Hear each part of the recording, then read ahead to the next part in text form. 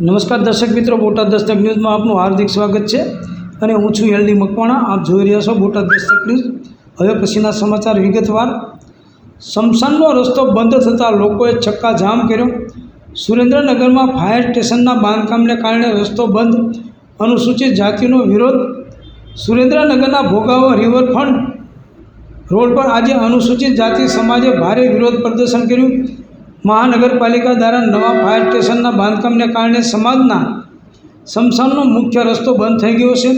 સમાજના લોકોએ આ મુદ્દે અગાઉ મનપા તંત્રને જિલ્લા કલેક્ટરને રજૂઆત કરી હતી, પરંતુ કોઈ ઉકેલ ન આવતા આજે તેમણે રસ્તા પર બેસી ચક્કાજામ કર્યો।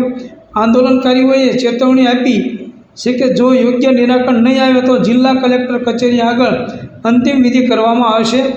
ચક્કાજામને કારણે રસ્તાની બંને બાજુ વાહનોની લાંબી કતારો લાગી ગઈ હતી। ટ્રાફિક જામની સ્થિતિ સર્જાતા સુરેન્દ્રનગર પોલીસ તાત્કાલિક ઘટનાસ્થળે પહોંચી હતી। પોલીસે આંદોલનકારીઓને સમજાવવાનો પ્રયાસ કર્યો હતો। સૌજન્ય દિવ્યા ભાસ્કર, બોટાદ દસ્તક ન્યૂઝ, એલડી મકવાણા, બોટાદ।